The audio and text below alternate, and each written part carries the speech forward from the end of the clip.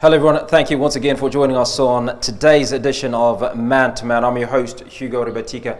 On this show, we'll leave no man behind.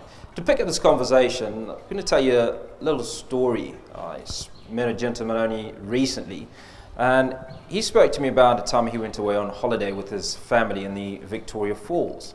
Now, he was watching over his 5-year-old son, who was playing on a slide that landed in a swimming pool.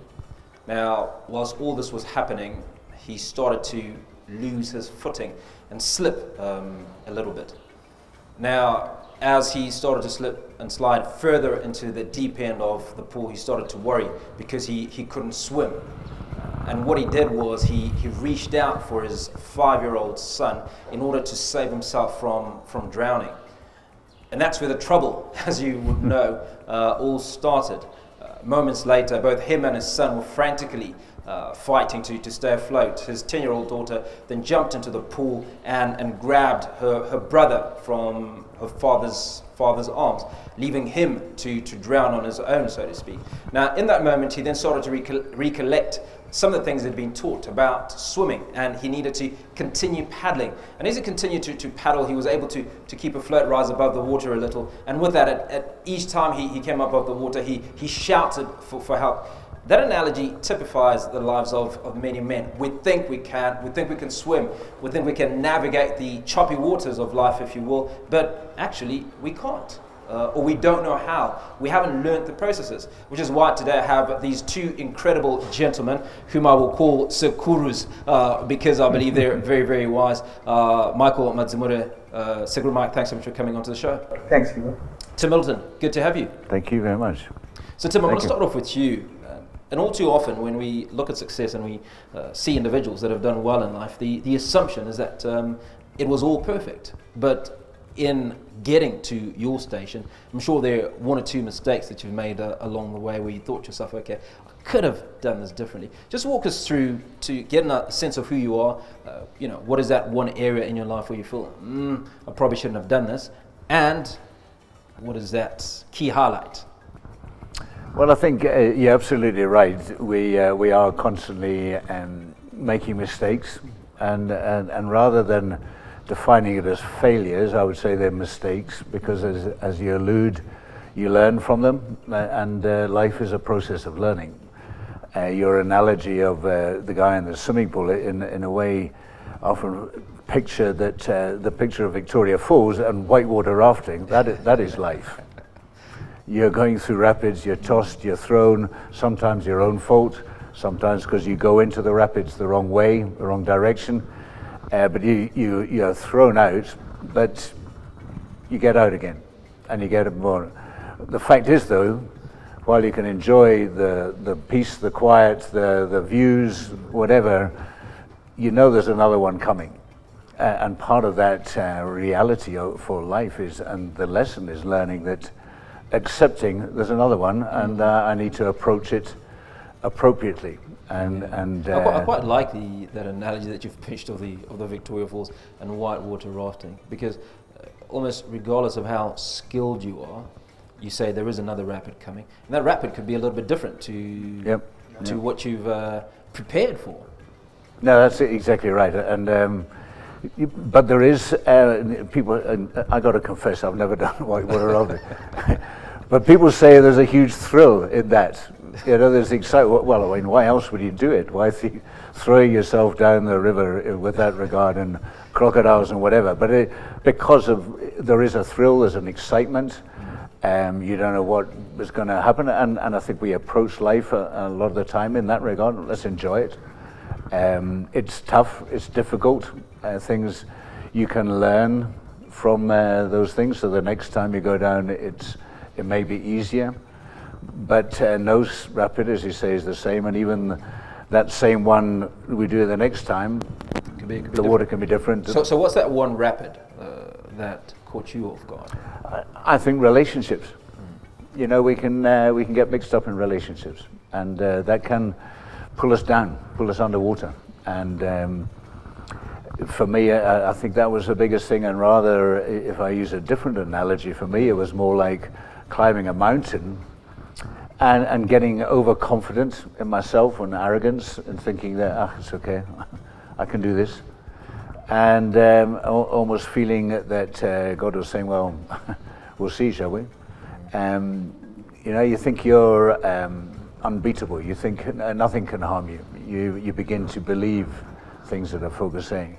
And for me, in terms of relationships, it led, I slipped, I fell, falling down the mountain on the dark side, the rocky side. You're hitting bump after bump after bump, and not only that, the rocks you've dislodged above you are coming down. And you think, when's this going to stop? But when you get to the bottom, eventually, okay, you don't lie there. You've got to start climbing up, and it's tough. It's tough.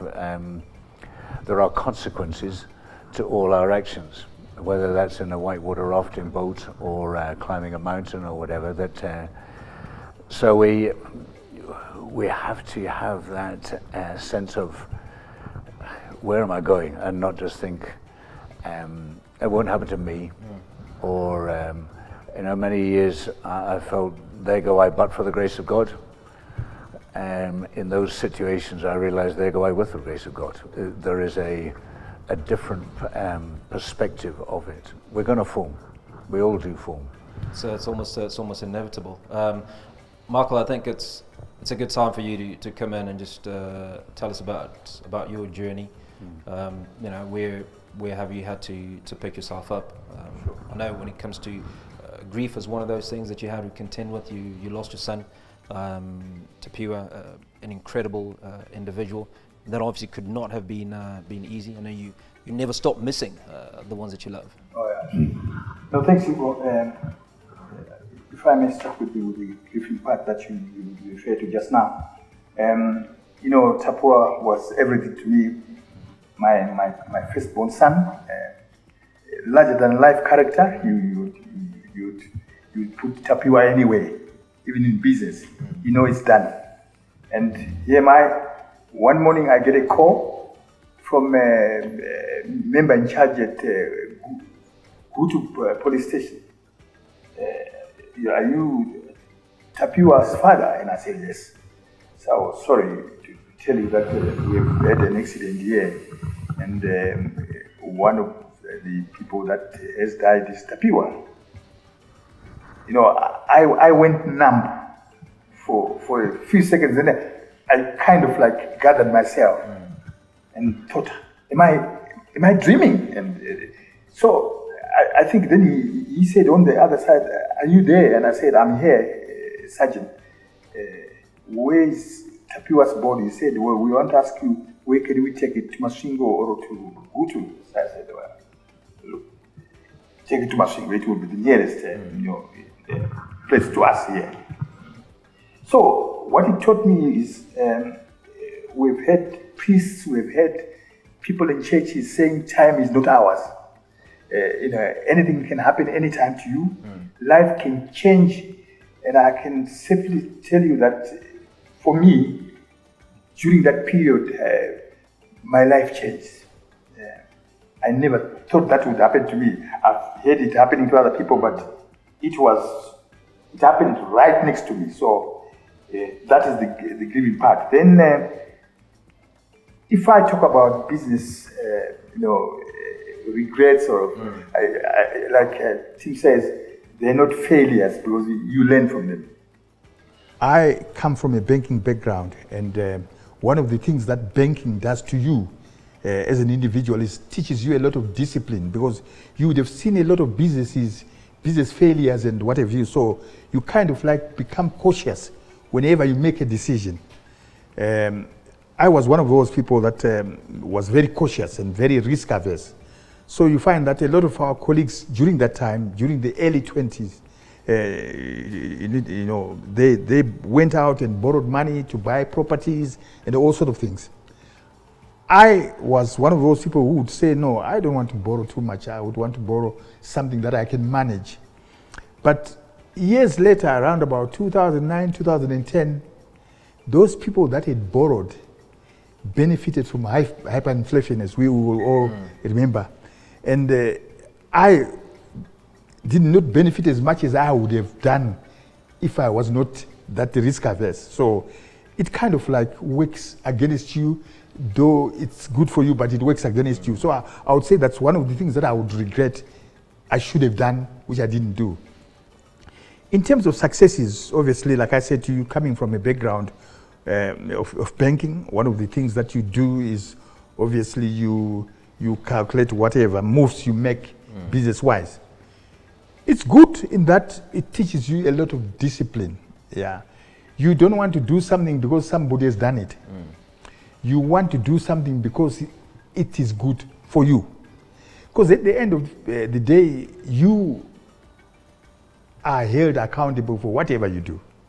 So if you do something because somebody has done it, and you don't know how they would have done it, then things go wrong, and you have to be accountable, then you will have a problem. And I know a lot of people find themselves in that situation. It's interesting that you use the word calculate, and that speaks largely to today's conversation, where it's an opportunity for men to calculate where they should be, what sort of moves they should be making at any given milestone in their life. So at 20, what are the things that you need to be thinking about? You know, when are you preparing for retirement? How do you deal with questions of, am I getting married? When am I getting married?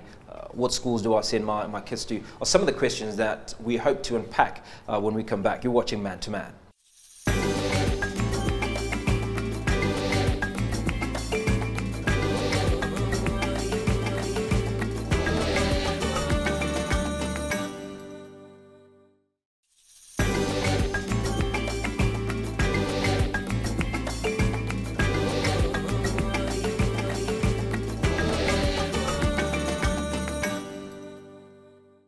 Thank you for staying with us. You're watching Man to Man, and I have Michael Madzimura and Tim Middleton on the show today. And we're talking about how men can prepare for various stages in their lives.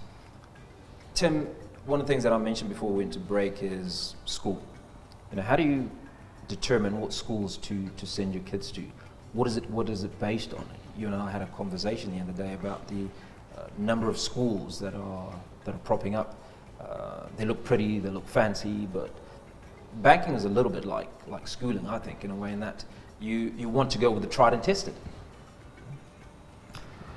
Yes, you do, and I think I'm glad you asked, because I think a lot of people don't think enough about what school they send their child to, for those that can afford private education, for example, but I think too many choose in terms of their own reputation. What do my mates think if I send them to that school or to that? What do you send them to that school? Oh, no, I'll send them where my friends go. Well, each child is different. A lot of parents think I'll send my child to where I went to school. It's good for me, and I went to school where my father went, my grandfather went. But I look back on it and I think, is that necessarily the right place for my child? It may have been right for me. And the same way, it may be right for one of my children, but it may not be right for the other child. All our children have different needs. So allow me to come in there. Now, you didn't go to a private school, right? And back in the day, back in the time that you were raised, many of the years prior to independence, private school was probably not even on the radar. No. But you've turned out very, very successfully without private school education. So when we talk about public school or the public schooling system, what is it that you learned, that you picked up from, that remains critical today for those that can't take their kids to private school? True. I think everybody has this notion that going to a private school is the end game. But no, it's not about that. It's about the child. You know, when you enroll your child, whether it's at a private school or at a public school, it is them who have to prove to themselves and to you as parents that they are serious about their education and they want the end game to be okay. So I think it's about the child more than the school. Because you can still send your child to a private school and they won't come up with good results. You send a child to the public school, he comes out with better results than the one that was in private school. So in our case, and I'm glad you alluded to the fact that pre-independence there were not many private schools for blacks, and I went to an average rural school in those days. Yeah. And when I finished my primary school then in Wedza, I then moved to the other side of the town, which is Guruwe, to do my secondary school. So I was very passionate about my schooling, and I used to remember, even if I came third in class, I would not eat, and my sisters would be laughing at me because they would have attained number 20 or something. They would still be eating, and I'm saying to you, how can you eat when you failed? Yeah. So I was very passionate about my education, and when I finished my secondary school and started employment, then I did not stop. I continued doing my private studies through private institutions to the level of attaining a degree, through private learning and a master's, which I do have now. So yes, it's not about the school; it's about the person more. Can I add to that? Often I say children in Zimbabwe have an unfair advantage, and folk say, no, surely you mean an unfair disadvantage. And I say, no, it's an unfair advantage over children, and it's the same in some ways. It sounds patronizing, but not. But in those children in rural areas have an unfair advantage. They have to go through resilience. They have to go through perseverance. Our children are living through tough times where things aren't always on the table, where you don't just get things at the click of your finger. So in fact, they are developing character, which is what people want rather than results. We talk about the 5 C's of 21st century learning, and I'll say, well, qualifications doesn't start with a letter C.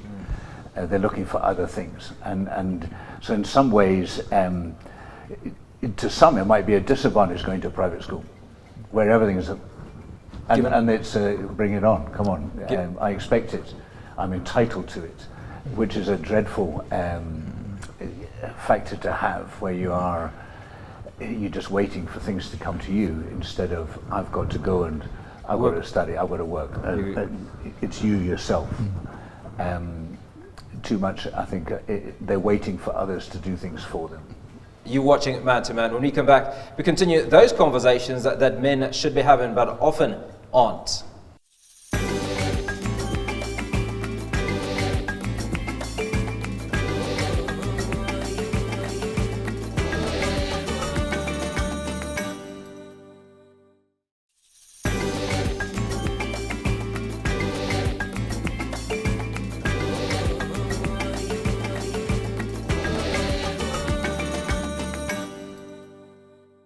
Thank you for staying with us. You're watching Man to Man. I have with me today Sekuru Michael Madzimure and Sekuru Tim Middleton.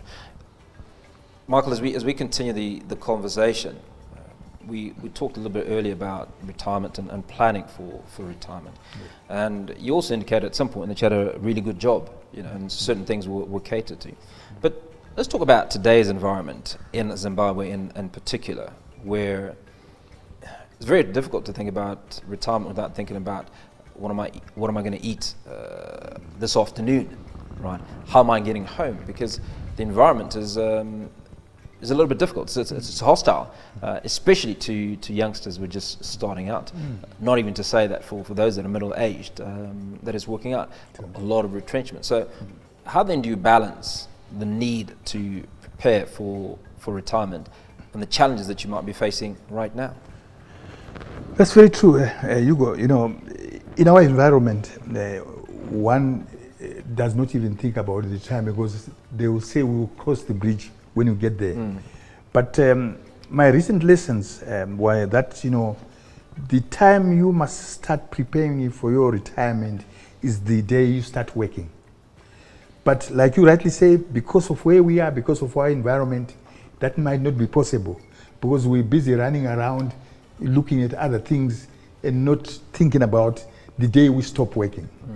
So yeah, it's difficult to plan for retirement in this environment because number one, you don't know what will be the situation then. Yeah, it's unpredictable. Tim, you've been in education a long time, and you came from Scotland as a fairly young man many years ago. So two things I'd like you to walk us through. One is, I had a conversation a little while ago with a friend who's on a school group, and he said, you know what, guys, Zim is getting tough. I think it's time to leave. You left Scotland. What were the key considerations before you left and relocated to Africa? So it's not just going across somewhere in Europe that you might be familiar with, but this is a totally different continent with totally different cultures. The very short answer is that I felt God calling me here. And I wouldn't go anywhere unless I had a sense that there was God was leading, that He had a purpose for me, and that and I've moved around a lot purely because I felt that's where I'm meant to be, and that's you know, the day the plan retirement, the day you start working, every day it's another day, and it's a chance to what can I do today that can make others, this world, a better place. And for me, doing that through education is one way. So it's more, I never looked to travel, I never looked to go to other countries, I never planned, I never had ambition to do that, but I had the strong sense that that was right. I was due to go to the Olympics in '84, came here instead, no regrets, because there was I felt it was a strong purpose and a calling, call it what you want, and leading. And for me, it's, yeah, we don't retire. We're continuing to serve in a different area, and whether it's paid or not, but we've still got a purpose. And the one quote I love that we often talk about, our role is to make the world a better place for our grandchildren. I like it, actually turn it around. Our role is to make what sort of grandchildren we're leaving the world, rather than what sort of world we're leaving our grandchildren. And that for me is my passion, is my calling, is my desire. And until I can no longer walk or breathe or whatever, I will want to do that. There is so much I believe that we need to change, we need to learn. Okay, as we wrap, what would you tell a 20-year-old Tim today? Stay humble. Dead simple. And Michael, if you were speaking to a 20-year-old Michael? Well, in my case, you know, be disciplined. Because discipline, I think, encompasses it all.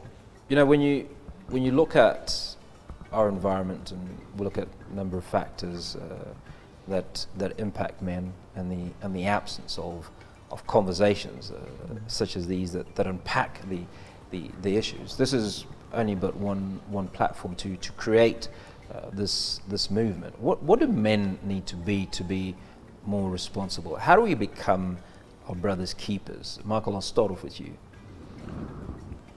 Well, you know, we are heads of families, and everybody looks to us. We should be mentoring our children, our grandchildren. So to start, we have to show the way. Like I say, discipline being the most important thing, because I think, to be honest with you, Hugo, what's lacking in our society today with the young people is discipline. And if we can try and, you know, hammer that through our, you know, youngsters' heads, it will help a lot. Yeah. Tim? I think we put too much emphasis on successful, on everyone being successful, because only one person wins a race. So in fact, in pushing people to succeed, you're pushing more people to fail. I think the emphasis is more on, we're called to be faithful. And how I define that is do what you can with what you have. When you are trying to be successful, it's at the expense of others. So I'm not going to be my brother's keeper because I'm going to beat you. Whereas I believe that we're called to be faithful and do what we can with what we have and for others. And until we start having that mindset, we think we've got to prove ourselves. We can prove ourselves by looking after our brother, by living a life that is going to be of benefit to others. That, I think, for me, would be how I'd sum it up. Gentlemen, thank you so much for coming on to Man. Appreciate your time. Thank you so much. Thank you. And that is where we leave Man to Man this week. I'm Hugo Rubatika. Look forward to the pleasure of your company in the next episode. Remember to follow us and watch us on all our social media handles, which you can see on your screens right now. We'll be back again at the very same time next week. Until then, remember, we leave no man behind.